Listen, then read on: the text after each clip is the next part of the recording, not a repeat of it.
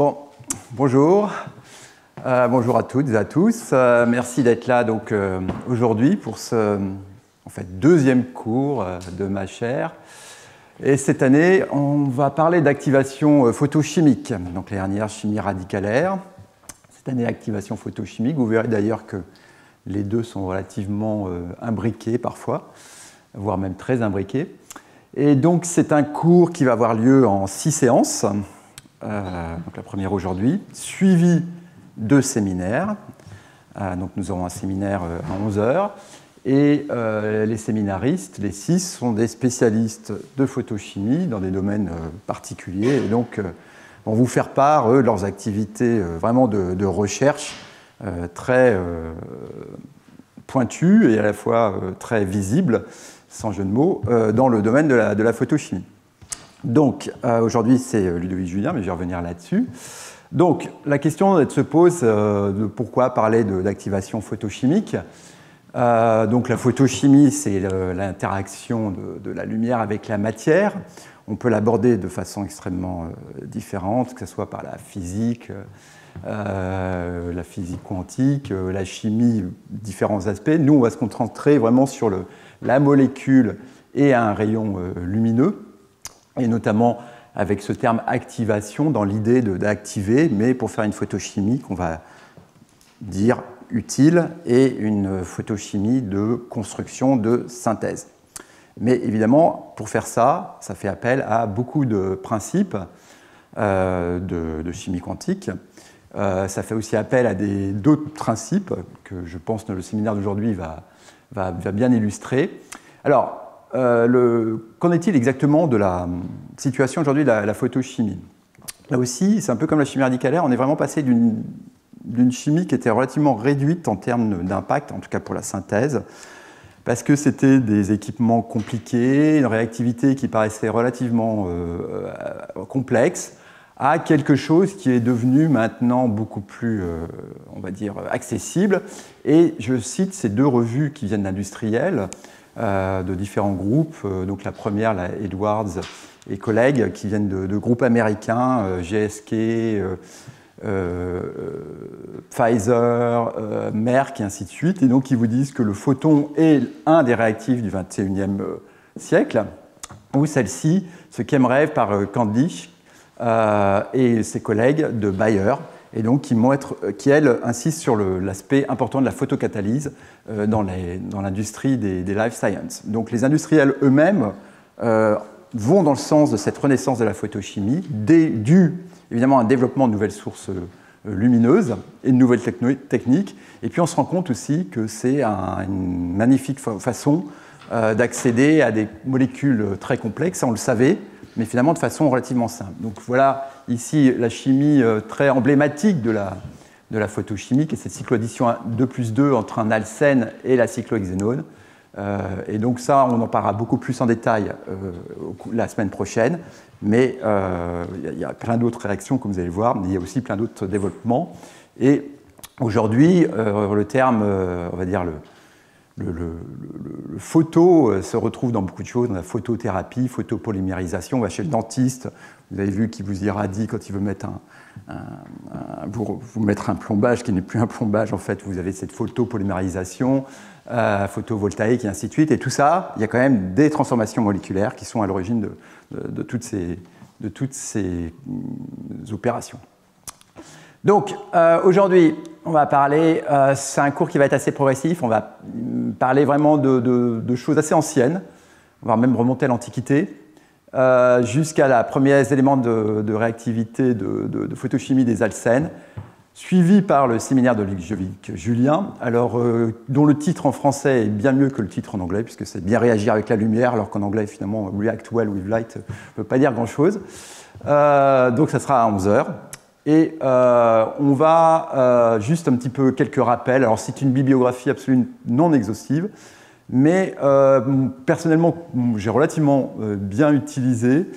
Alors des revues, vous en avez beaucoup, et il y a deux contributeurs principaux qui sont Norbert Hoffmann, qui est directeur de recherche CNRS à Reims, maintenant à Strasbourg, qui a écrit beaucoup de revues, de chapitres de livres sur la photochimie, donc qui a beaucoup participé au développement.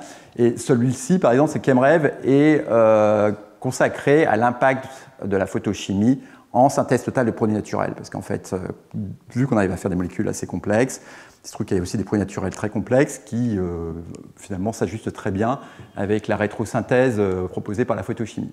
Thorsten Bach, à Munich, est lui-même un très, très gros contributeur en photochimie. Il a fait toute sa carrière là-dessus. Il a aussi développé maintenant des nouveaux photocatalyseurs énantiosélectifs. Et ce ChemRev très récent, oui, quand même, est lui consacré uniquement à la cycloaddition 2+2. Donc c'est vraiment une des réactions les plus importantes. Mais il a écrit d'autres revues. Donc moi, celle-là, je les recommande, mais comme je vous dis, il y en a d'autres, et vous allez voir, j'en cite d'autres. Au niveau des livres, moi je suggère celui-ci, Modern Physical Organic Chemistry, non pas parce qu'il est consacré à la photochimie, mais uniquement parce qu'il y a un chapitre photochimie qui est très bien fait. Donc c'est un beau cadeau de Noël, je trouve, quand on est étudiant. Ça vaut le coup de l'avoir parce qu'on a vraiment toute la chimie physique organique qui peut être très utile dans toute sa carrière après. Et puis après, on a des livres plus, on va dire, plus spécialisés sur le sujet. Personnellement, j'ai beaucoup aimé celui-là qui est assez pratique, avec pas mal d'encarts sur la vie de tous les jours, qui est assez intéressant. Le Albinoni, Fagnoni, pareil, ils ont écrit un certain nombre de livres qui sont plus, eux, sur la synthèse d'une façon générale. Bernard Valeur, j'ai mis 2 livres de lui, mais c'est quelqu'un qui contribue beaucoup par de nombreux ouvrages, et qui sont d'ailleurs celui-là, Lumière et luminescence, les phénomènes lumineux qui nous entourent, est un très beau livre, là aussi, qui mérite d'être consulté. Si vous êtes intéressé vraiment par la chimie quantique et vraiment les mécanismes, vraiment aller vraiment dans le fond des choses, celui-là est vraiment très très bien, donc le Thureau-Scaiano. Et puis Wardle a introduit de façon assez intéressante la photochimie. Et puis donc on a été, mon collègue Cyril Olivier, on a été coéditeur d'une série de chapitres dans l'opus Comprehensive Clarity, donc édité par Janine Cossy. Et donc cette série de chapitres, c'était autour de la photocatalysis, photoredox et photochimie asymétrique. Donc là, réellement, faire un seul énantiomère d'un produit.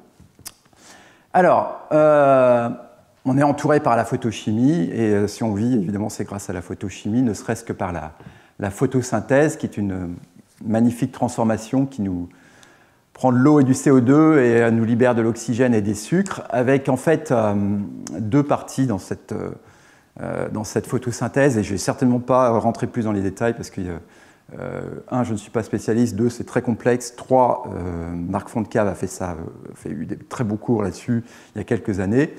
Mais bon, on a un cycle photocatalytique où la lumière donc, permet de faire le water splitting, donc transformer l'eau en dioxygène, protons et électrons. Et de l'autre côté, une phase sombre où on a ce cycle de Calvin qui va permet de transformer le CO2 en matière organique et notamment les sucres. Et donc c'est une source d'inspiration évidemment très importante pour toutes les considérations aujourd'hui de retraitement, de prise en compte du CO2 et d'autres aspects. Mais comme je dis, c'est quand même quelque chose qui nécessite on va dire une pénétration assez profonde de compréhension et surtout aussi de développement si on veut produire des systèmes efficaces. Alors, si vous regardez ces slides, c'est aussi parce que vous avez cette photochimie qui se présente à tout moment, où vous allez transformer de la vitamine A, du rétinol en rétinal, grâce à une enzyme. Et cette liaison Z va se conjuguer via une amine pour former un iminium. Cet iminium, donc cette amine est portée vient d'une protéine qui s'appelle l'opsine. Et donc on forme une Z-rhodopsine qui, en présence de la lumière qu'on reçoit, va s'isomériser pour former la E-rhodopsine, qui, elle, n'est pas très stable, mais cet changement de configuration déclenche le signal nerveux reçu par le nerf optique, et donc le mécanisme de vision. Et on libère, donc comme je disais, cette E-rhodopsine n'est pas très stable, relibère le transrétinal qui, lui, va être réisomérisé en cis-rétinal, et donc c'est ainsi de suite qu'on va avoir le mécanisme de la vision. Là aussi, il y a beaucoup de choses qui ont été publiées. Et évidemment, bon, on en parle beaucoup, les vitamines, la vitamine D, on a cette transformation qui est en fait une ouverture de cycle conrotatoire pour former ce cycle-là hexatriène, pas cycle-là d'ailleurs, ce hexatriène, qui est la prévitamine D, qui est lui-même un précurseur de la vitamine D, et donc qui est quelque chose qui favorise un certain nombre de choses, la croissance harmonieuse et un certain nombre d'organismes, de métabolismes et de mécanismes importants dans le corps humain. Je reviendrai un petit peu sur ce mécanisme plus tard. Alors, on a aussi de la mauvaise photochimie autour de nous, et il y en a également, elle est très présente, alors avec plus ou moins d'incidence, mais par exemple la pollution à l'ozone, dont on parle assez souvent dans notre troposphère, donc c'est-à-dire la couche la plus basse de l'atmosphère, vient du fait que les rayons lumineux transforment l'oxygène et les oxydes d'azote en cette ozone, qui est évidemment très très agressive. Alors l'ozone est très utile dans les couches supérieures de l'atmosphère pour filtrer les rayons UV, notamment les UVC, mais quand on la respire, évidemment, c'est particulièrement mauvais. Bon, donc voilà, ça c'est la photochimie, on va dire, dégradative. D'ailleurs, la dégradation peut se montrer sur différentes choses.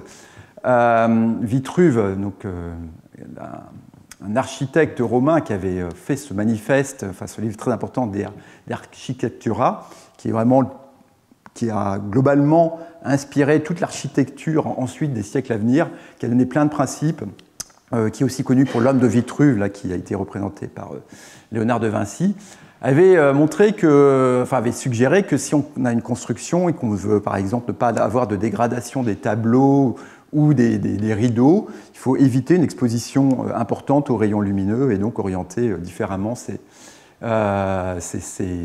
objets si on ne veut pas que la lumière les dégrade. Voici aussi, c'est des choses dont on a entendu parler, et là aussi il y a pas mal d'études, des reconstitutions de tableaux s'il n'y avait pas eu la dégradation. Donc ça, c'est les tournesols de Van Gogh, tels si on était au XIXe siècle, on pourrait les voir, a priori, donc tels qu'ils ont été remodélisés. Mais maintenant, on les perçoit de cette façon, beaucoup plus ternes, avec beaucoup moins de couleurs, parce qu'en fait, notamment, tous les tableaux du XIXe siècle ont été basés sur des pigments synthétiques qui se dégradent beaucoup plus vite qu'aux autres époques, et aussi sur le fait que, par exemple, dans la Renaissance, on mettait du vernis sur les tableaux, et donc c'est pour ça que les tableaux de la Renaissance, souvent, se sont beaucoup mieux conservés. Donc vous voyez, la photochimie est une source vraiment d'activation importante, avec des répercussions qui entourent notre vie, évidemment bonnes ou moins bonnes, ou vraiment même potentiellement très mauvaises. Alors, j'irai encore un tout petit peu plus loin. Donc sur la photodégradation, on libère évidemment beaucoup de molécules organiques dans l'environnement, notamment les rivières, donc des médicaments. Et il est assez intéressant d'étudier leur photodégradation. Donc ça, c'est vraiment de la chimie environnementale. Et par exemple, si on prend une benzodiazépine telle que cette oxazépam, et pour X raison qu'elle se retrouve dans les égouts et dans les rivières, on voit que la photodégradation conduit à un nombre de produits très très importants dont on n'a aucune idée réellement sur l'impact de l'environnement. Et ça, c'est un exemple parmi d'autres, la contamination des effluents par les médicaments, ou leurs métabolites d'ailleurs, et particulièrement peut être un problème. De même que la dégradation des plastiques. Donc, dans cette étude qui vient du NIOS là, en Hollande, qui est un institut particulièrement sérieux qui s'intéresse à la chimie marine, ils ont voulu étudier la dégradation de 4 plastiques en présence de lumière, en modélisant un milieu marin. Donc, ils se sont intéressés aux plastiques les plus courants, le polyéthylène, le polypropylène, le polystyrène, et le PET, donc polyéthylène terephthalate. Et donc, ce qu'ils ont vu, c'est que globalement, ces processus de dégradation sont relativement lents. Il n'y a pas d'ailleurs, ce qui m'a surpris un petit peu dans cette étude, c'est qu'il n'y a pas vraiment une différenciation énorme de réactivité, en tout cas, il semble-t-il, des polymères, ce qui est assez peut-être un peu étonnant. Mais globalement, c'est de l'ordre de 1,7 à 2,3% par an. Donc, ce qui nous ramène à des demi-vies de l'ordre d'une quarantaine d'années. Et si on devait modéliser toute l'accumulation de... Donc là, c'est sur les plastiques qui flottent, hein, ce n'est pas les microplastiques, c'est des plastiques qui flottent, des débris. On pourrait estimer que globalement, d'après leur modélisation, on a 7 à 22% de tous les plastiques flottants qui ont déjà été relargués, ont été, on va dire, photodégradés. Le problème, c'est en quoi ils se photodégradent, et c'est là que ça devient un petit peu plus compliqué, c'est qu'ils se photodégradent en CO2, en carbone monoxyde, en méthane et d'autres gaz hydrocarbures. Donc on le voit bien, tout ça c'est des gaz à effet de serre, donc cette photodégradation est elle-même un problème. Donc ça c'est c'est sans parler aussi des interactions avec les organismes vivants qui ingèrent les plastiques et ainsi de suite, mais bon, donc globalement cette pollution des plastiques dans les océans est vraiment tout à fait problématique. Alors, donc si on part sur l'histoire de la photochimie, alors bon, c'est toujours très intéressant de regarder les histoires des chimies, quelles qu'elles soient, parce qu'on a toujours des informations relativement contradictoires ou non dénuées parfois aussi de vision un petit peu nationale ou nationaliste sur lui a trouvé ça bien avant l'autre et ainsi de suite. Donc c'est assez rigolo. Donc toutefois, cette revue, là aussi, celle-là, The Beginning of Organic Phytochemistry, très très intéressante parce que finalement elle est très basée sur la réactivité. Et elle dit que Alexandre le Grand, pour faire une conquête, une attaque militaire, avait mis à ses soldats un bracelet où il y avait un colorant photosensible qui permettait d'avoir un virement de couleur simultané pour tous les soldats et donc de coordonner une attaque. Bon, voilà, j'ai vérifié cette information, j'ai essayé d'aller un peu plus loin, ça a été quand même assez compliqué, je dois avouer. Bon, même si l'histoire est assez jolie. Alors, on va revenir sur des choses plus, on va dire, plus établies. Priestley, donc 18e siècle. Lui, c'est certainement lui qui a vraiment probablement lancé l'idée de la photoréactivité. Donc, en irradiant l'acide nitrique, il s'est rendu compte qu'on formait un gaz brun, a priori du dioxyde d'azote. Il a aussi commencé à travailler sur la photosynthèse et à apporter un certain nombre d'éléments de compréhension. Le Suisse de Saussure, lui, a été un petit peu plus fin encore dans l'analyse et vraiment a vu que la lumière était fondamentale pour la photosynthèse. Ça nous paraît évident, mais à l'époque, ça ne l'était pas du tout. Alors Lavoisier, qui est quand même toujours connu pour le chimiste révolutionnaire, par son traité élémentaire de chimie en 1789 notamment, c'est peut-être pas par la photochimie qu'il a été le plus inspiré. Il a vu que ça pouvait être une source de réactivité, que la lumière ou la chaleur, c'était des agents qui étaient capables de se combiner avec des substances chimiques, avec on va dire une expansion des substrats, des molécules, mais bon, la lumière reste complètement très très mystérieuse, quoi. Et donc, visiblement, il est resté sur une vue quand même assez philosophique de la lumière. Donc, par le moyen de la lumière, on a ce Dieu qui a rempli la Terre d'organisation, de sens et de sensations et d'intelligence. Donc voilà, bon, même si ce n'est pas complètement faux.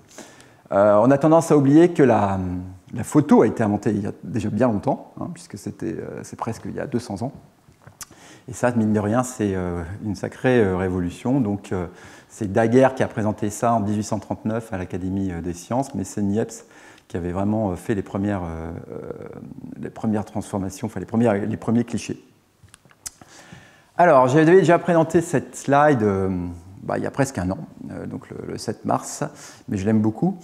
Je l'aime beaucoup parce qu'en fait, ce Science de 1912, d'ailleurs, qui est quand même de plus en plus repris, est vraiment quelque chose, on ne peut pas faire mieux comme on va dire, presque propagande pour la photochimie, parce que, d'ailleurs, bon, comme je l'avais dit et je le redis, c'est vraiment un article qu'il faut lire et relire, tellement il est riche en vision.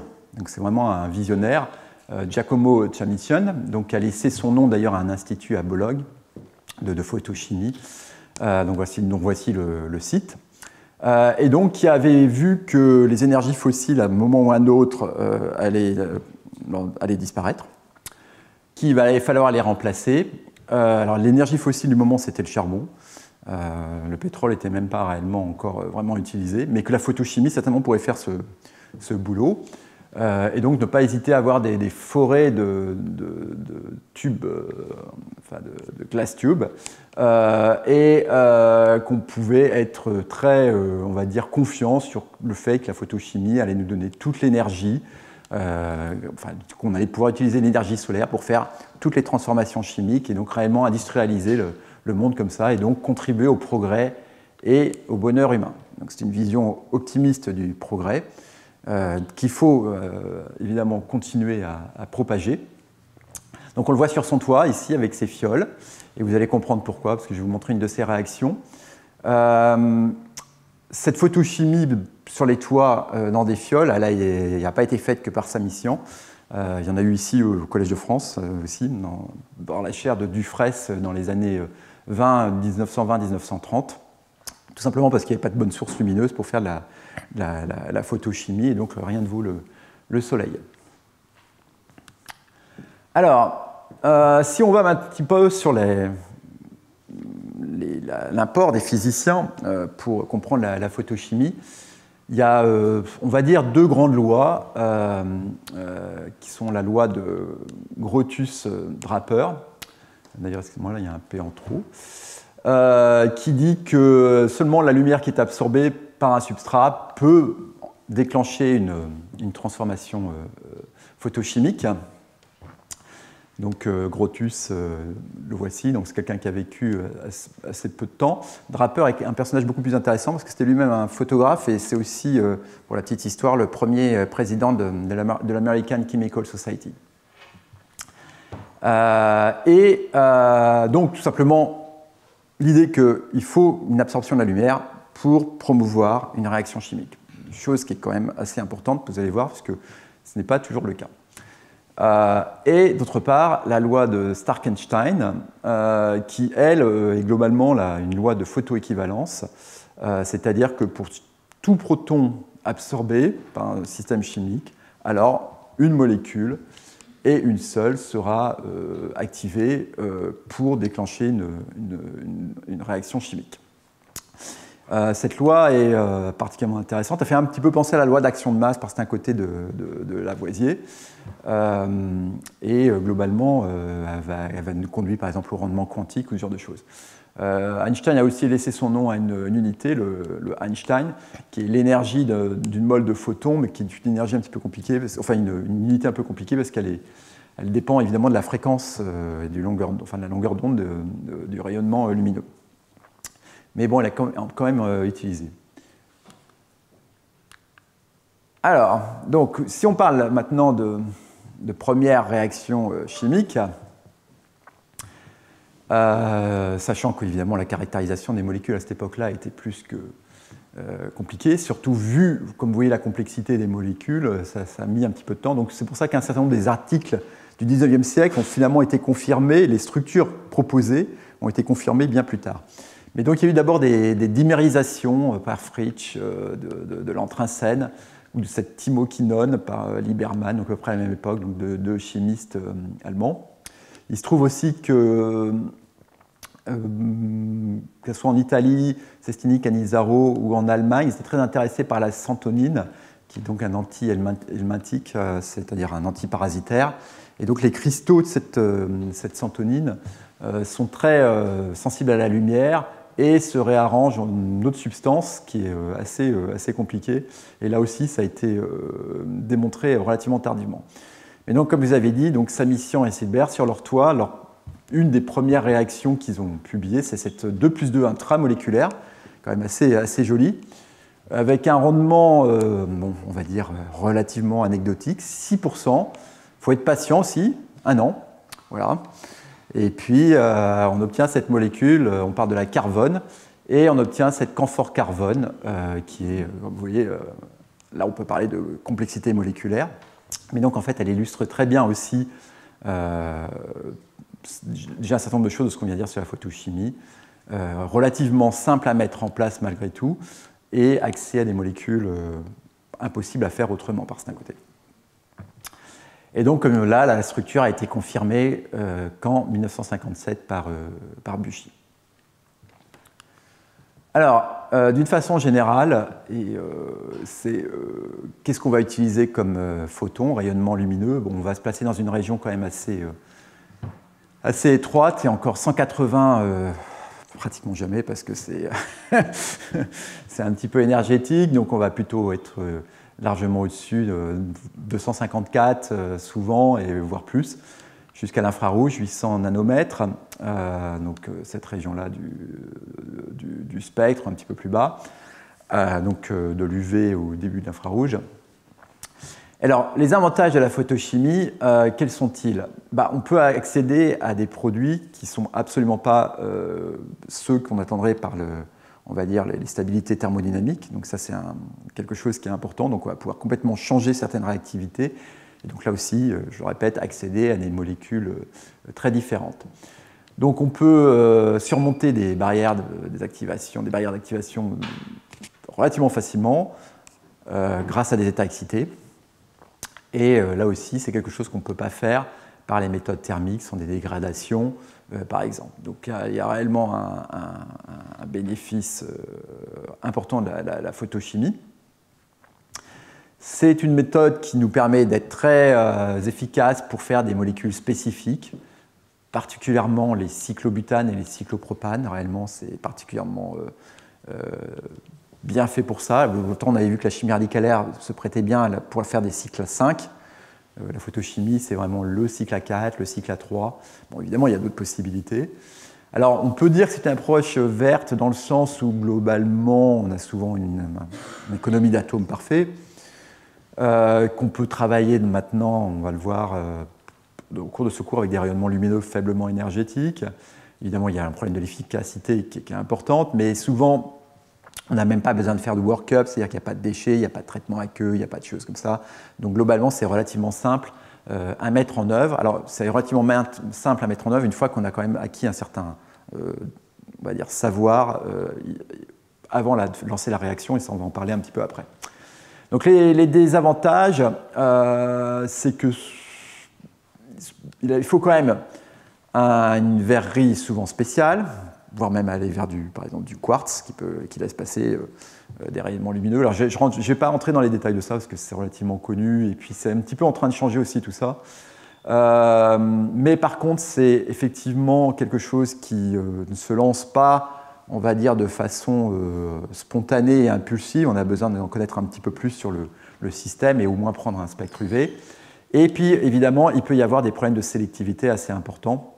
Et donc, on n'est pas à l'abri quand même de mélanges parfois assez complexes vu on va dire l'énergie importante que l'on donne dans ce genre de réaction. Alors le savoir le plus important, c'est certainement de faire un spectre UV visible d'absorption. Alors il y a la fameuse règle de Beer-Lambert. Alors j'ai rajouté Bouguer parce que c'est un débat aussi historique, mais Bouguer c'était un physicien, médecin français du XVIIIe siècle. Enfin, c'est ce genre de personne qui savait un petit peu tout faire, mais qui a été vraiment le premier à voir que la matière absorbait de la lumière. Si on faisait traverser un récipient avec des substances, la lumière était atténuée. Et on va dire que Beer et Lambert ont formalisé ça de façon beaucoup plus finie, mais voilà, donc il y a eu plusieurs contributions, comme c'est souvent le cas d'ailleurs. Donc, d'un spectre UV, ce qui est important de déduire, c'est deux choses. C'est la longueur maximale d'absorption d'un composé. Alors là, j'ai mis deux substrats qui viennent de nos recherches, qui sont très différents. Comme vous voyez, une molécule organique. Ici, un complexe organométallique d'or. Vu de loin, finalement, ça ressemble. Hein, on a des courbes qui sont assez semblables. On a un lambda max dans le même genre de région. Alors, ce n'est pas un mélange des deux, hein, par ailleurs. C'est deux spectres UV qui sont simplement mis sur le même graphe. Mais donc, ça on en déduira le lambda max. Et l'autre paramètre important, c'est l'extinction, le coefficient d'extinction molaire, puisqu'en fait, on a cette formule qui est la formule donc, de Berlangher, où cette absorbance, I0 sur I, son logarithme décimal, est égal au produit de cet epsilon, de la concentration et de la longueur du chemin poursuivi par la lumière. Voilà, donc ça c'est quelque chose qu'il faut faire. Donc faut-il encore avoir un spectromètre UV dans un laboratoire. Alors quelles sont les transitions possibles après, donc celles qui correspondent à des lambdas que l'on voit sur les specs? En fait, on va avoir différents types. On va avoir des sigma étoiles qui sont, elles, très très énergétiques et qu'on va retrouver sur les alcanes. On peut avoir des n sigma étoiles, donc qui vont impliquer des fonctions hétéroatomiques, amine, alcool, haloalcane, qui restent elles aussi relativement énergétiques, mais ce n'est pas les plus. Pi et pi étoiles dont on va beaucoup parler aujourd'hui sur les alcènes, les alcynes et les composés aromatiques. Et puis globalement, les NP étoiles qui sont globalement les moins énergétiques et qui vont impliquer tous les composés de type cétone, donc les dérivés carbonylés, cétonaldéhyde, thiacarbonyle, nitro, azo, imine. Donc ce n'est pas non plus étonnant qu'une bonne partie de la photochimie s'est concentrée sur les cétones, parce que en fait, cette transition NP étoile permet, qui est assez facile, alors assez facile, on va le voir, en termes d'énergie, mais avec un epsilon petit, on va comprendre pourquoi, a quand même promu beaucoup de réactivité. Parce qu'en fait, ces transitions ne se font pas ici, de façon, on va dire, complètement libérée. Elles obéissent à des règles de sélection issues vraiment de la chimie quantique. C'est que d'une façon générale, on va vouloir qu'il n'y ait pas de différence d'état de Schmid entre l'état, le background, l'état de départ, et l'état promu. Donc par exemple, on va avoir une transition singulier-singulier et généralement pas de transition singulier-triplé qui va être interdite. Ou weakly allowed, je vous donnerai évidemment toute règle à ces exceptions, mais bon, voilà. Et l'autre qui est importante, c'est aussi une conservation des symétries orbitalaires. Autant c'est facile de faire une transition pi-pi étoile, puisqu'on est dans le même système orbitalaire, autant une NP étoile, elle, sera un petit peu moins favorable, et donc ça se concrétise tout de suite par cet epsilon qui est beaucoup plus petit, qui peut être même parfois de quelques dizaines. Et donc, c'est quelque chose qu'il faut prendre en compte également dans le design. Alors, pour savoir où on en est, rien ne vaut ces tables de chromophores. C'est ce qui nous permet aussi d'anticiper les réactivités. Alors, je ne vais pas aller sur toutes les fonctions, mais vous voyez qu'on en a quand même pas mal, avec ici, globalement, les longueurs d'onde qui sont plutôt, globalement, pas vraiment croissantes, mais presque. Et puis les epsilon, et vous voyez qu'à chaque fois, il y a des variations, que ce soit d'ailleurs pour les lambda ou pour les epsilon, les variations sont quand même très très importantes, quoi. Et donc, pour casser une carbone-iode, on tape vers 260 nanomètres, avec un epsilon max qui est relativement modéré, donc c'est une N sigma étoile. Par contre, exciter une cétone alpha-bêta insaturée, comme on a vu sur le schéma de la réactivité de la cyclohexénone avec un alcène, c'est beaucoup plus facile en termes de epsilon. Alors ça, c'est la pi étoile, mais on a aussi la NP étoile, qui va plutôt être d'ailleurs celle qui réagit, qui doit être elle est ici, en fait, donc à 350 nanomètres. Alors l'epsilon ici est petit, mais c'est plutôt celle-là qu'on va solliciter pour faire réagir les cétones alpha-bêta insaturées. Bon, enfin bref, ça permet d'avoir une bonne idée des réactivités, mais rien ne vaut aussi la mesure quand vous utilisez un substrat défini et de regarder ça de plus près. Alors, on est obligé de toujours parler de ce schéma de Perrin-Jablonski, parfois juste Jablonski là aussi, qui montre pas mal de choses, et notamment que si on part de l'état fondamental, S0, donc on donne une impulsion, une activation chimique, on l'irradie, et on va avoir un état excité qui va monter, par exemple, ici en S2. Et puis là, il va y avoir pas mal de phénomènes qui vont se passer pour désexciter ce système. Donc le premier, généralement, c'est qu'on va descendre dans les états vibrationnels par conversion interne.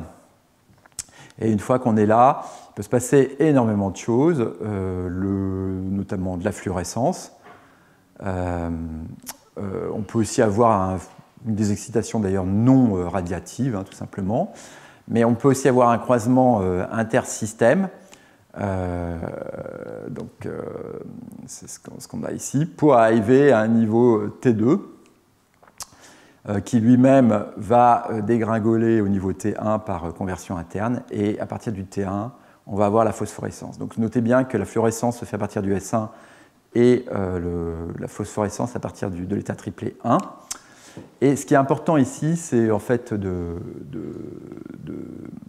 voir un petit peu les cinétiques respectives de tous ces événements. Donc l'absorption est particulièrement rapide, 10 puissance 15.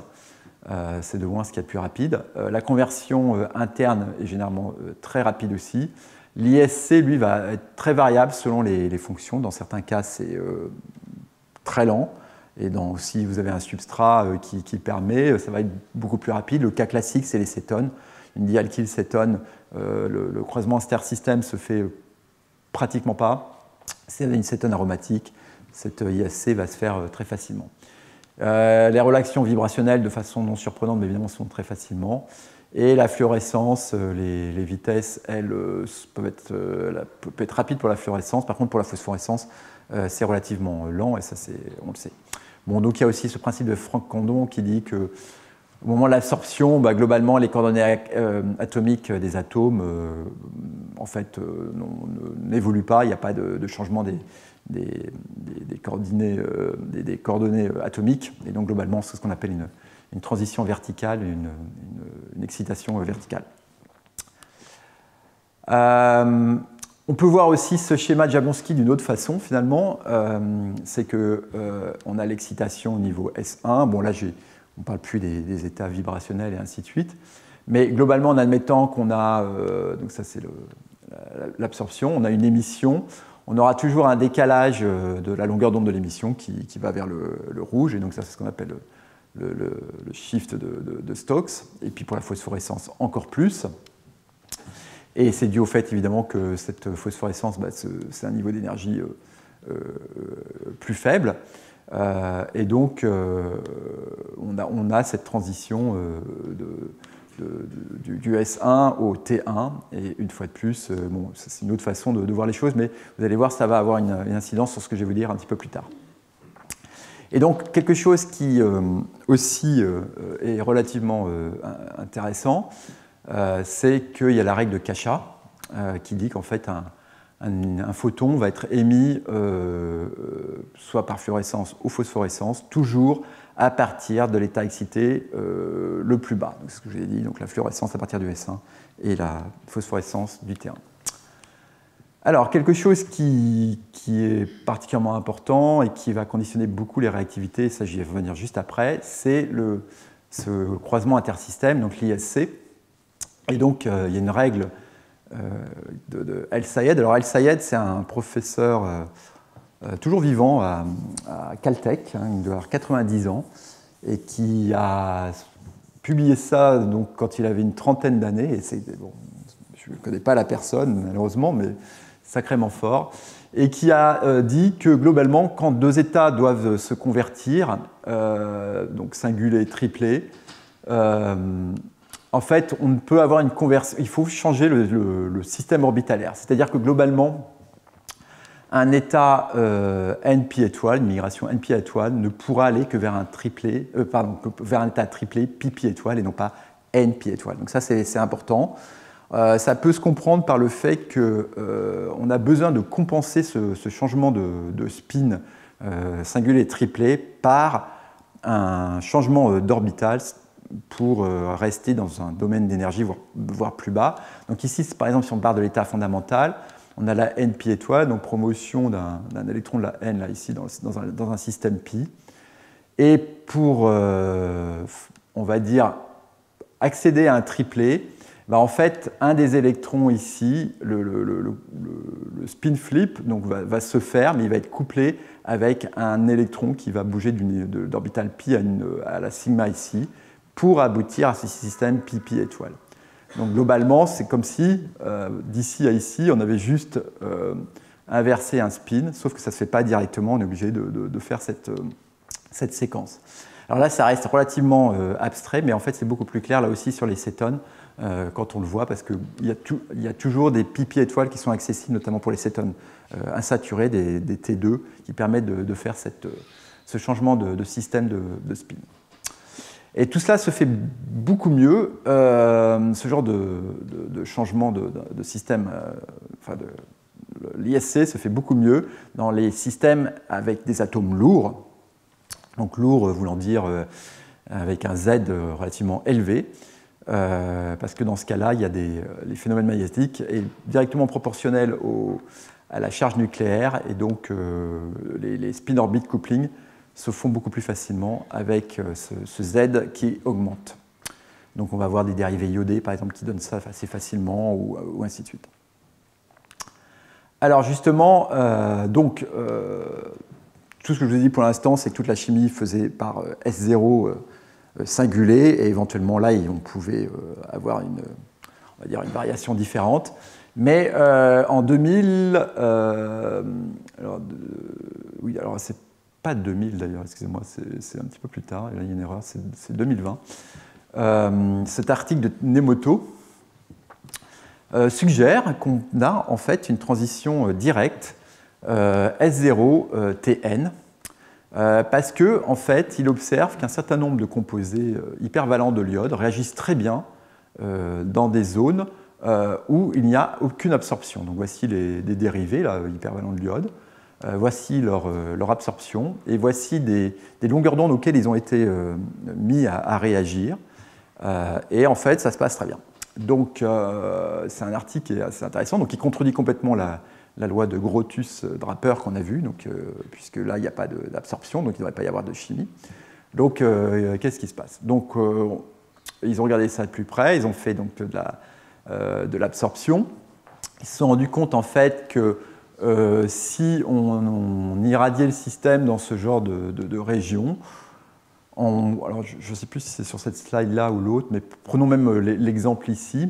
Donc ils ont fait de l'absorption dans des conditions quand même très particulières, forte concentration, long chemin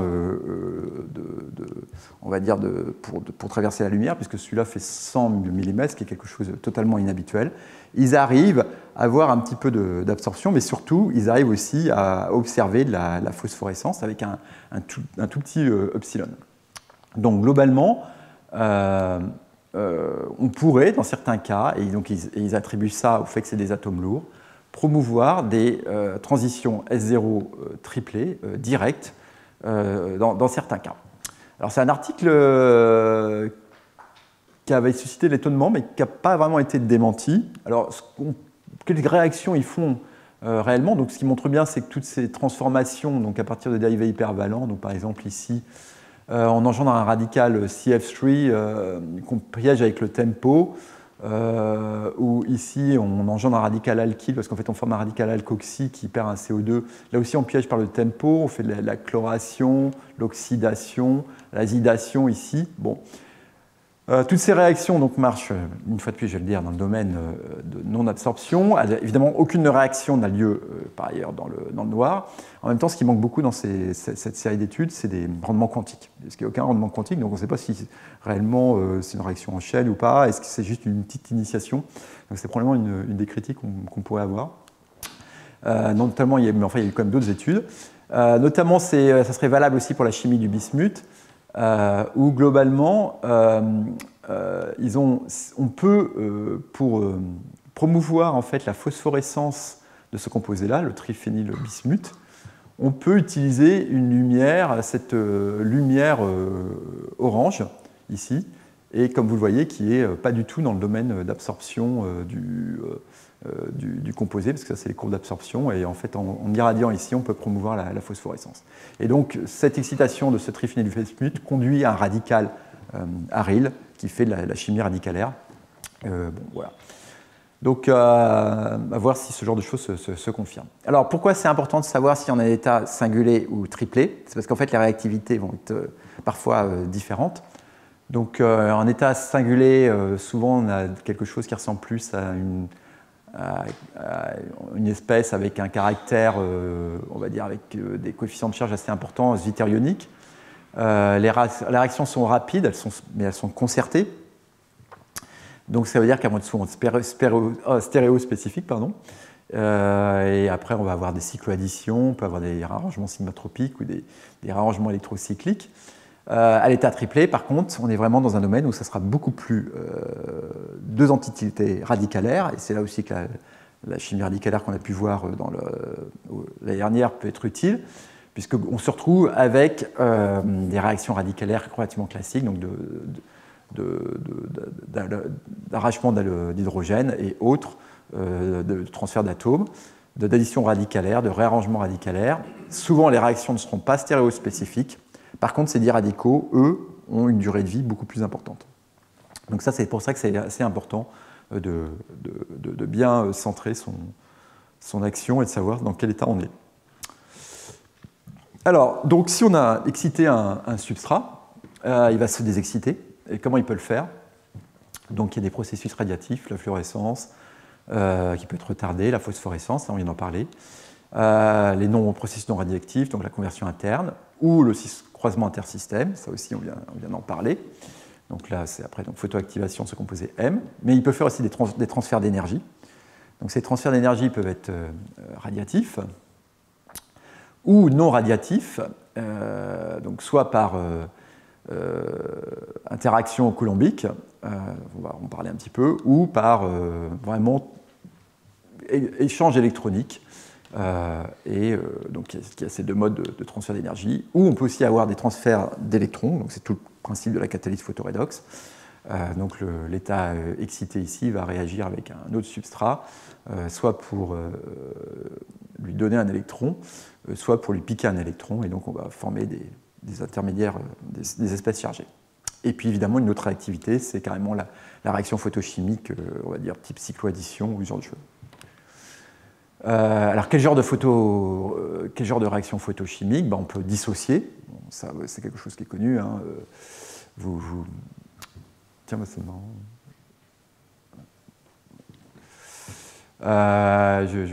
Donc, si vous mettez un photon là-dessus,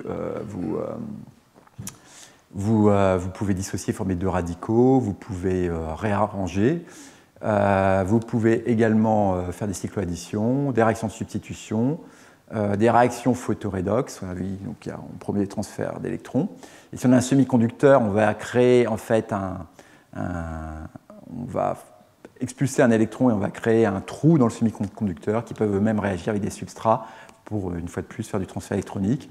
Et puis, un autre aspect de la réactivité dont j'ai assez peu parlé, c'est de faire de l'oxygène singulé, qui est finalement un réactif très intéressant, mais ça ne peut pas se faire direct. On ne peut pas former l'oxygène singulé à partir de l'oxygène, on va dire, dans son état fondamental qui est triplé. On est obligé d'utiliser un sensibilisateur. Alors, quelque chose qui est très important, et finalement de plus en plus demandé par ailleurs par les rapporteurs quand on publie une réaction photochimique, c'est les rendements quantiques. Alors ça paraît super simple, puisque l'idée c'est de, finalement, combien avez-vous injecté de photons, donc combien de molécules attendez-vous, donc principe de la Stark-Einstein law, et donc on a ce rendement quantique qui sera donc le nombre de molécules qu'on a formées par rapport au nombre de photons absorbés. Donc d'un point de vue principe, c'est simple. D'un point de vue pratique, c'est beaucoup plus compliqué. Déterminer le nombre de molécules qu'on fait, bon, ça va, on sait le faire. Déterminer le nombre de photons qui est vraiment absorbé, c'est plus compliqué. Donc je pense que le séminaire tout à l'heure va nous en parler. Et c'est très très important. D'une façon générale, quand on est dans le domaine de la photocatalyse, typiquement, si on a des rendements quantiques supérieurs à 1, ça veut dire qu'on a des réactions en chaîne. Donc globalement, on a initié le système et il se propage tout seul. Okay. Donc ces donneurs, ces transferts électroniques, globalement, on a un donneur qui est excité, qui va donner un électron ici. Et donc on va avoir cette formation de charge ici. Donc ça, c'est tout le principe de la catalyse photoredox que j'avais déjà abordé l'année dernière, mais ça peut être aussi dans l'autre sens. On peut exciter un accepteur et un donneur va lui donner un électron, et donc on va obtenir ce genre de diade ici. Donc quelque chose qu'on a moins abordé et qui est très intéressant, c'est le transfert d'énergie par photosensibilisation. Et il y en a de deux types. Donc en fait, c'est ce qu'on disait ici. Quand le transfert d'énergie est non radiatif, on a soit transfert d'énergie par des interactions coulombiques ou par échange électronique. Donc globalement, ces interactions coulombiques, on va avoir un donneur qui est excité, on va avoir un dipôle qui va être globalement lui-même excité et qui va résonner avec un autre dipôle de l'accepteur. C'est des interactions à distance. Et donc il va promouvoir cette résonance entre les deux dipôles, va promouvoir l'état excité de l'accepteur. Et donc c'est tout le principe du fret, qui est donc quelque chose qui est très utilisé en imagerie, en bioimagerie, et pour d'autres applications, assez peu, à vrai dire, en réactivité chimique, puisque celui qui est le plus à même réellement de donner de la réactivité, enfin des réactions, c'est quand même plus le transfert d'énergie par collision, où donc globalement, là aussi, on va vraiment avoir un échange d'électrons du donneur excité vers l'accepteur. Et ce qui est très important ici pour que ce transfert d'énergie, donc de type Dexter, donc là c'est Forster, ici c'est Dexter, donc il faut que cette collision ait lieu. Et globalement, il faut qu'on ait un recouvrement orbitalaire, dans le sens où globalement l'accepteur, son absorption, interagit bien avec la phosphorescence en fait, du donneur. Et d'une façon générale, le plus simple, et en fait c'est comme ça qu'on s'y retrouve, c'est de regarder les énergies des triplés respectifs. C'est-à-dire que globalement, c'est l'état triplé avec l'énergie la plus haute qui va pouvoir photosensibiliser l'autre partenaire et engendrer son triplé. Et là, donc, il y a une règle encore de Wigner qui dit que les deux, on pourra avoir ces transitions, mais elles auront lieu dans les mêmes multiplicités, c'est-à-dire qu'il faut qu'elles soient donc, permises par les spins, donc c'est un état triplé engendre un état triplé. Alors voilà, donc ici, là aussi, il y a des tables de photosensibilisateurs où on a indiqué les énergies des triplés, et donc ça peut être particulièrement utile pour faire réagir des composés qu'on veut photosensibiliser. Vous remarquerez qu'il y a différents types. Il y a des organocatalyseurs avec des énergies triplées assez basses. Après, il y a des complexes métalliques, le ruthénium bipique, on a déjà entendu parler, mais d'autres iridium. Mais vous voyez qu'il y a comme une variété, parce que là on est en kilocal par mol, donc vous voyez quand même c'est une échelle d'énergie qui est assez importante. Et puis il y a les cétones, benzophénone, acétophénone, tioxantone, qui sont particulièrement utilisés comme photosensibilisateurs triplés. On verra même des exemples où ils peuvent être rendus chiro en mettant des substituants, par exemple, sur ces aromatiques. Donc on peut avoir des photosensibilisateurs chiro et faire donc ce transfert d'énergie et promouvoir en même temps de la symétrie. Alors, évidemment, la chose dont on ne parle pas ici, c'est que tous ces photosensibilisateurs sont eux-mêmes des photocatalyseurs pour la catalyse photoredox. C'est-à-dire que le transfert électronique peut toujours avoir lieu en compétition. Donc, on en arrive maintenant donc, à notre première famille de substrats qu'on va un petit peu regarder de plus près. Et ce sont les alcènes. Et puis on va aller jusqu'aux polyènes. Ouais.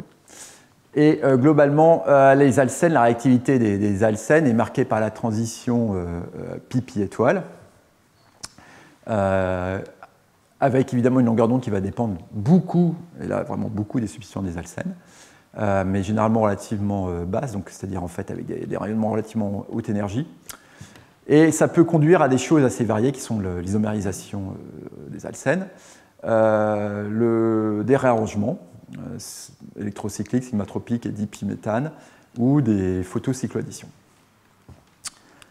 Alors, la première réactivité, probablement, qui est à la fois potentiellement intéressante, mais aussi problématique, c'est tout simplement l'isomérisation des alcènes. Alors, problématique parce que ça veut dire qu'on risque de perdre l'intégrité parfois d'une stéréochimie d'un alcène quand on fait une réaction photochimique, mais intéressante parce qu'en fait c'est la meilleure occasion de former par exemple l'isomère le moins stable d'un alcène, c'est-à-dire passer du E au Z alors que toute la thermo va plutôt être dans l'autre sens, c'est-à-dire qu'on va plutôt aller du Z au E. Et donc ce qui se passe c'est que donc, généralement en conditions thermiques on va avoir les deux isomères dans un ratio qui on va dire, montre, qui est cohérent avec leur stabilité thermodynamique. Par contre, en conditions photochimiques, on va arriver à un état photostationnaire.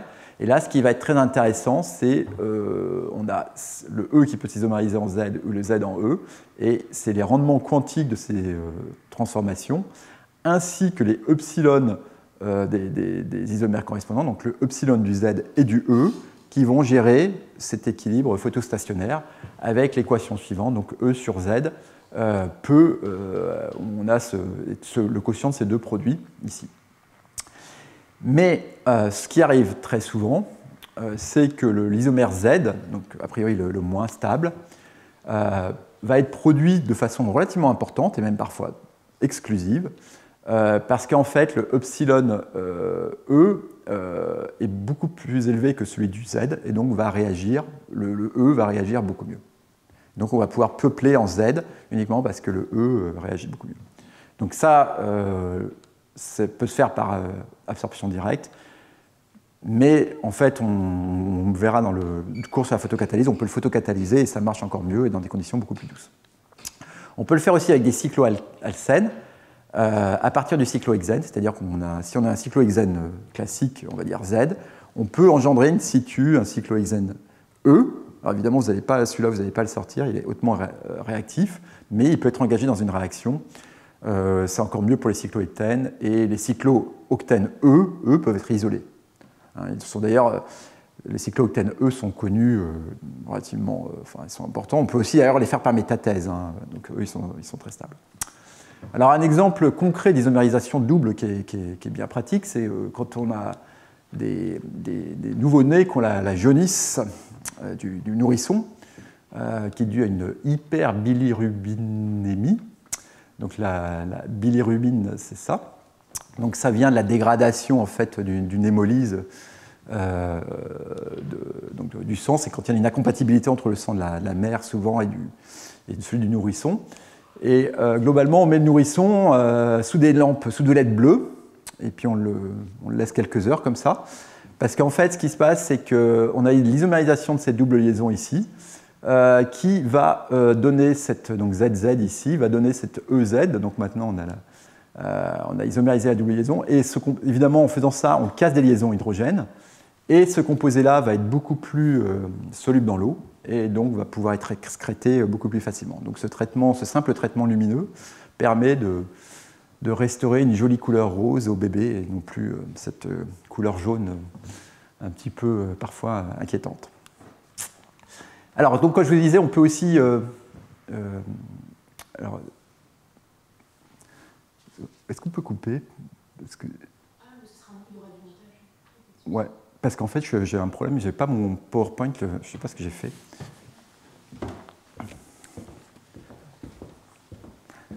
C'est pas mon PowerPoint le plus récent, ça. Ou alors j'ai un problème. Parce que là, ça, je l'avais corrigé. Et je suis désolé.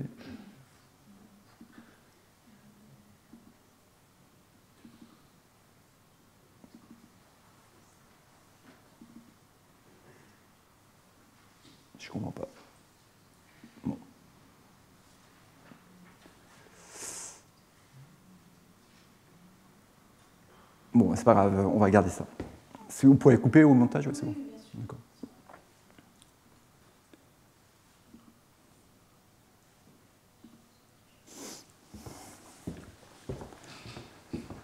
Bon, il y a autre chose, mais c'est pas grave. Ok, donc on peut profiter de cette isomérisation des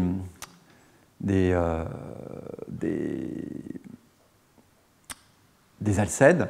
Par exemple, ici, sur cette cyclohepténone, ici, on peut aller Z, mais on peut la transformer en E. Alors, en fait, le carbone ici, accroché à ce carbone, il n'est pas là, hein, il est ici.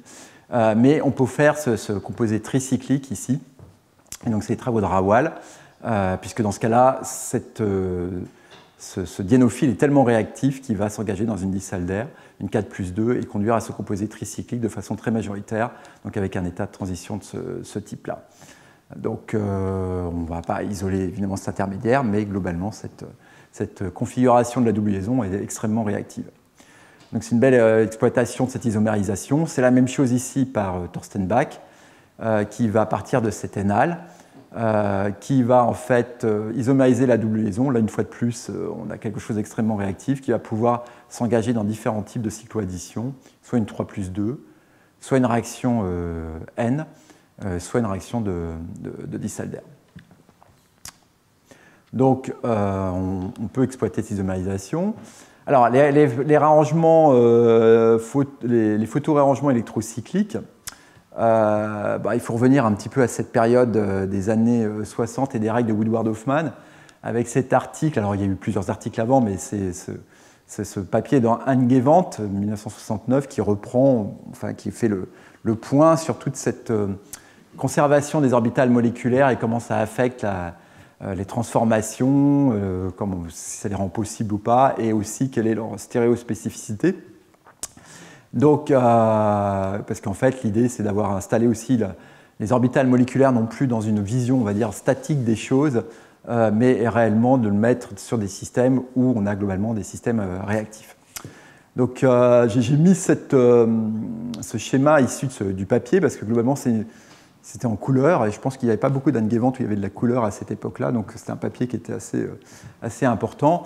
Et donc globalement, ce que dit ce système, c'est que par exemple, si on prend ce diène ici, selon qu'on le chauffe ou on l'irradie, on va avoir une fermeture, mais qui ne sera pas la même en termes de mode, puisque globalement, si on chauffe, en fait, globalement, on va fermer le cycle ici en essayant de joindre donc ce lobe-là bleu avec celui-là, et donc ça sera condentatoire. Par contre, si on le fait en photochimie, on va joindre les deux lobes ici bleus par un disrotatoire, et donc c'est ce qu'on observe ici. Et aussi, pour ce système ici ouvert, pour former le cyclohexadiène, on sera sur un système conrotatoire, alors que si on le faisait thermiquement, ça serait disrotatoire, et ainsi de suite. Alors, ce qui est intéressant, c'est que ça donne, surtout ce système-là, va être beaucoup à la base de systèmes photochrome et de photoswitch, puisque selon le psilon, une fois de plus, la longueur d'onde, on peut diriger ce système et évoluer vers une forme ou l'autre. Alors, donc, si on revient sur notre histoire de vitamine D3, on a effectivement une ouverture de cycle de type conrotatoire pour donner ça. Donc là, la provitamine D3 est quelque chose qu'on a par la nourriture. La lumière, globalement, des UVB. Il n'y en a pas beaucoup, ils sont filtrés par l'ozone, mais suffisamment, va promouvoir en fait cette ouverture. Et globalement, ce composé-là, cette prévitamine D3, est très réactive et va elle-même évoluer vers un transfert d'hydrogène, un 7 en terrafacial, pour donner la vitamine D3, qui est le composé qui donne les propriétés et qui nous aide à mieux vivre, et ainsi de suite, important pour les croissances et so on. Donc ce qui est important, c'est que cette photochimie, elle a lieu dans l'épiderme. On a éventuellement un produit secondaire qui est le lumistérol, mais ce qui est aussi important, c'est qu'on peut acquérir de la vitamine D3 par l'alimentation, Mais prendre un bain de soleil est particulièrement efficace. Et les chiffres sur lesquels je suis tombé montrent que prendre un bain de soleil pendant 20 minutes est particulièrement productif. Alors, on va voir aussi des limitations au bain de soleil, puisqu'il y a, comme vous le savez, il y a quelques problèmes avec prendre trop le soleil. Donc, on peut aussi faire des arrangements sigmatropiques, des photoarrangements sigmatropiques. Donc là aussi, la photochimie va compléter ce qui peut se faire en thermique. En thermique, un système comme ça va évoluer par un transfert d'hydrogène 1,5, puisque globalement, on va avoir une transition si on a un hydrogène ici, globalement, on va avoir une migration sur ce lobe-là en suprafacial, donc ça se fait assez facilement. Par contre, on ne peut pas faire le 1,3 correspondant, ça ne marchera pas. Mais si on veut faire le 1,3, on se mettra en condition photochimique, où là, si on a un hydrogène ici, il pourra bouger ici en suprafacial et donc avoir ce transfert d'hydrogène 1,3. Donc on a une complémentarité qui est assez intéressante. Alors, de là à l'utiliser en synthèse, ce n'est pas toujours évident parce qu'il y a quand même beaucoup de réactivité secondaire. Ce qui est assez intéressant, c'est ce système-là où justement on montre que globalement on peut avoir 2, 1, 3, un clairement qui vient de ce deutérium ici et avec migration en interne de cette double liaison, qui n'est d'ailleurs pas un produit si stable que ça, ou au contraire un hydrogène qui vient du méthyle ici. Et ce qui est très clair, c'est que si on le fait avec le tout oxygéné, on a un mélange 3,1 ici, mais dès qu'on le fait on a un mélange 9,1 ici. Mais si on le fait avec le deutérium, en fait le deutérium ralentit la formation de ce composé-là, et donc on n'en a plus que 3 ici et 1 ici. Donc ce qui est assez logique, on a des effets isotopiques qui se manifestent. Alors le réarrangement dipiméthane, qui est probablement une réaction un peu exotique, notamment étudiée par Zimmermann, permet de transformer ces systèmes diènes non conjugués en vinylcyclopropane par une séquence où globalement on va exciter cette double liaison, donc on a un diradical qui se forme, et puis le radical qui est ici va en fait cycliser pour former un cyclopropane. Et là la question se pose de savoir qu'est-ce qui va diriger l'ouverture maintenant de ce cyclopropane, parce que comme vous le savez, un radical en alpha d'un cyclopropane a une vitesse d'ouverture très rapide. Le radical ici, en fait, est relativement stabilisé à cause des deux phényls. Et donc, c'est la formation de cette double liaison qui va être vraiment très rapide. Et donc, on a deux radicaux ici qui vont globalement se recombiner pour former ce dérivé-là. Donc, celui-ci est relativement sélectif.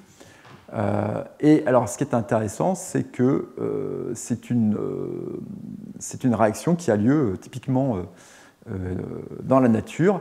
Donc je mets ce Jax de Clardy et Fénical. Donc Clardy et Fénical, ce sont des gens qui ont publié beaucoup de chimie des produits naturels dans les années 90, et qui sont intéressés notamment à ces molécules érythrolyte B et érythrolyte A, qui viennent d'un corail particulier, là, donc celui-ci, l'érythropodium cariberoum. Donc corail sous le soleil, donc beaucoup d'irradiation.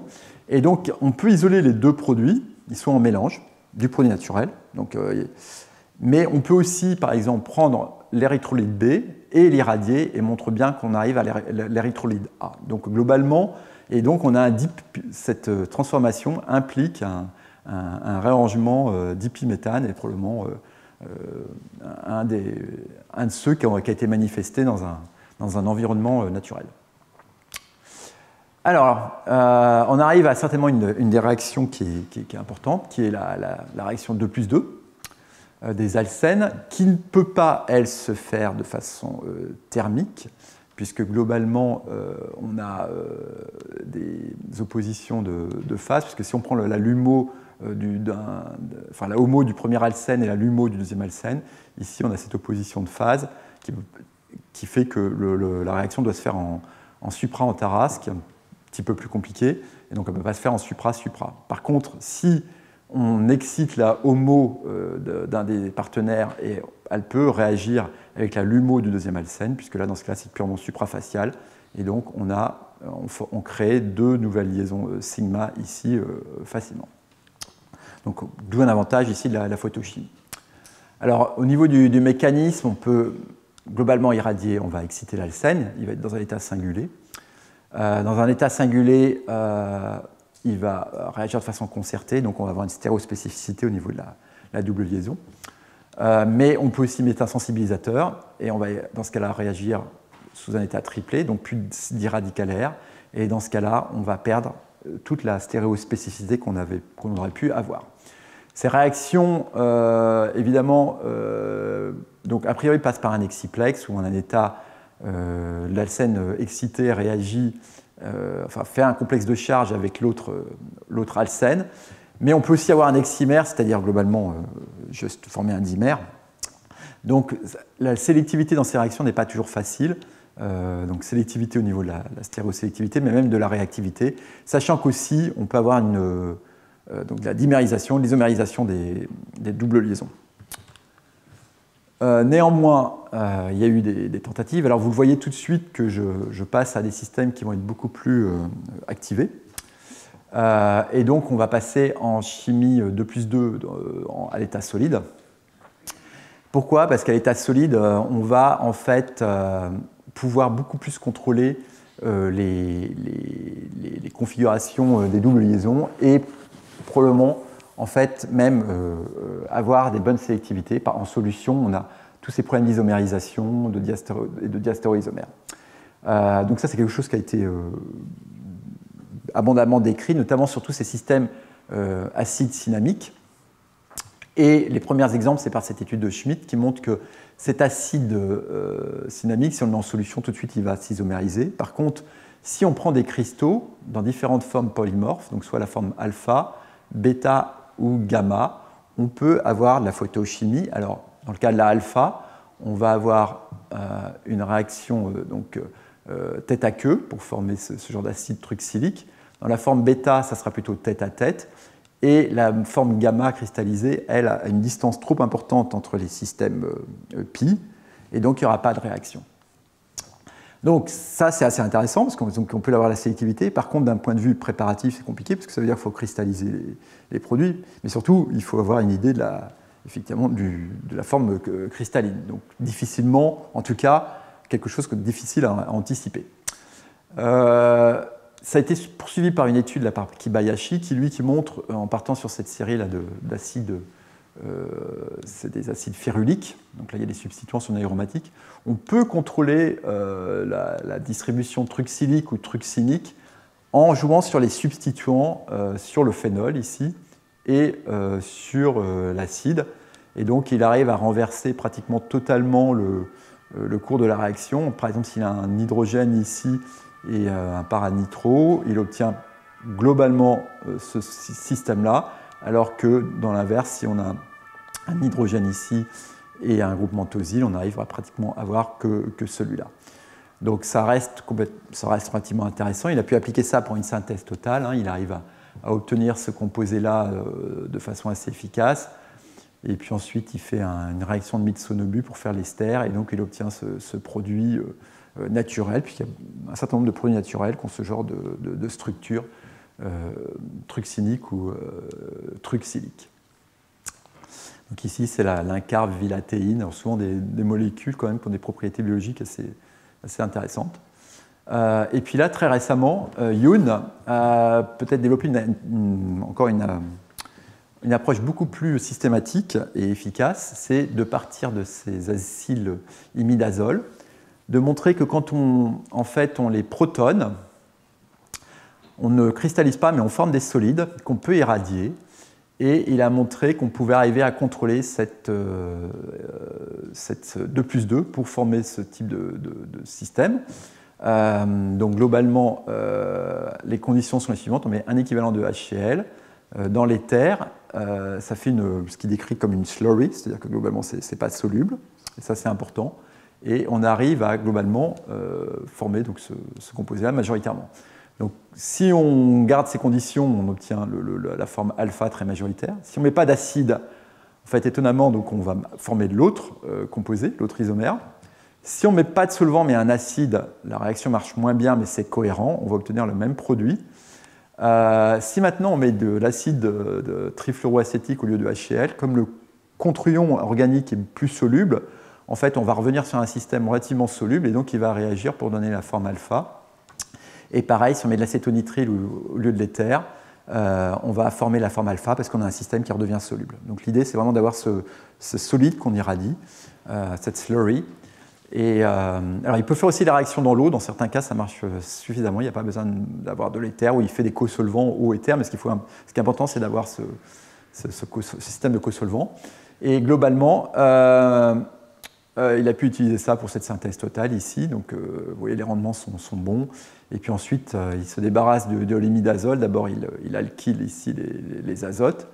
Il réduit, il forme un alcool qu'il réoxyde avec du desmertine par ioninane, un aldéhyde, et puis après, ce dialdéhyde, il fait tout simplement une réaction de Wadsworth-Emmons, Wittig-Emmons, et donc obtient ce produit naturel de façon assez élégante à partir de ce système pipéronal. Donc, comme je disais, les bains de soleil, oui, mais évidemment avec modération. Puisque globalement, l'autre problème qu'on a avec les UVB, c'est qu'on a notre ADN qui peut elle-même faire de la photochimie, et notamment tout ce qui est les bases pyrimidines, et former ces dimères, donc soit le dimère de la cytosine, ou d'ailleurs probablement plus le dimère de la thymine. Et donc, globalement, quand on forme ces dimères, en fait, ça déstabilise évidemment les ADN double hélice, ça conduit même à leur déstabilisation. Et donc, qui dit déstabilisation dit pathologie, d'où cancer de la peau et autres.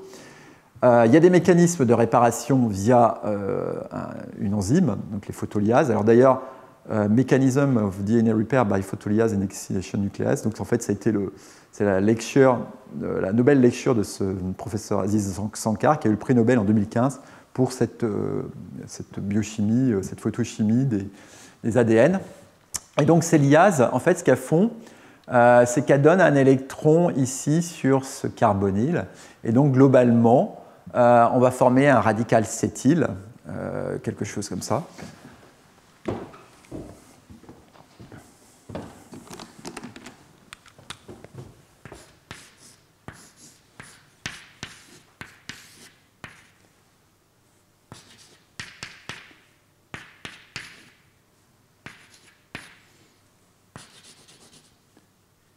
On n'a pas besoin d'écrire le reste. Voilà, donc après, il y a évidemment tout le reste du système. Mais bon, si vous vous souvenez bien, en fait, quand on a un radical ici, en fait, on va avoir une ouverture assez... on a une fermentation possible du cyclobutane, et donc ça va permettre d'évoluer le système et de revenir et de réparer et de recréer les ADN de façon... enfin, de régénérer l'ADN.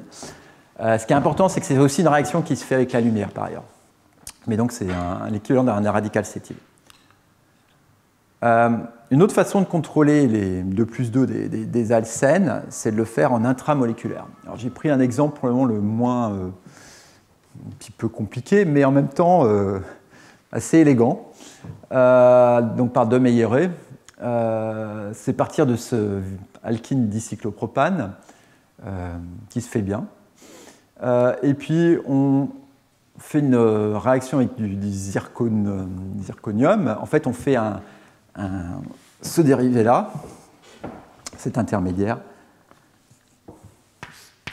un zirconat cyclopentadiène.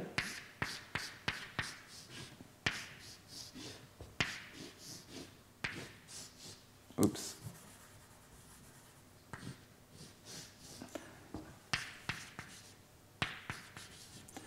Et en présence de cuivre et d'iode qui va évoluer vers le cyclobutadiène correspondant. Ce cyclobutadiène est extrêmement réactif et dimérise. Et on obtient cet isomère-là majoritairement. Donc cet isomère-là majoritairement, en fait, il est presque prédisposé à réagir, il n'y a pas grand-chose à faire. Et donc, en l'irradiant, on va avoir une 2+2 intramoléculaire, former ce cubane. Alors, comme vous le savez, la chimie des cubanes revient beaucoup à la mode, parce qu'on se rend compte que ça peut être des bioisostères de noyaux aromatiques, c'est-à-dire beaucoup de médicaments des noyaux aromatiques, mais on peut remplacer ces noyaux aromatiques par des cyclobutanes, des bicyclobutanes et ainsi de suite. Alors, je dis pas, ça, ce n'est pas forcément celui qui se retrouvera dans un médicament, clairement, mais l'approche de la 2+2 pour faire des cyclobutanes est assez évidente. Et ce cyclobutane ici est très très résistant, a une stabilité cinétique très intéressante, il ne réagit pas avec des sels organométalliques, il a un degré d'oxydation bien plus élevé que le cubane, enfin bon, il y a probablement les cyclopropanes ici contribuent à stabiliser l'édifice. Les rendements c'est 48%, mais la structure est quand même jolie. Alors, si on va maintenant plus loin est-ce qu'on peut aller plus loin est-ce qu'on peut avoir des diènes et faire des réactions intéressantes, puisqu'on pourrait se dire qu'avec la conjugaison, on va taper un petit peu moins fort dans la longueur d'onde. Et en fait, globalement, le butadiène, si on prend le simple butadiène et son irradiation, si on le fait à 254 nanomètres dans des conditions diluées, on va former ce cyclobutène et ce bicyclobutane. Mais si maintenant on le fait dans des conditions, on va dire, intermédiaires de concentration, on va avoir un mélange complexe de 2+2, 4+2, 4+4, et puis ce dimère ici. Et puis si on fait ça, évidemment, à concentration plus importante, on a la polymérisation. Donc les diènes, c'est compliqué. Ça va être compliqué à gérer.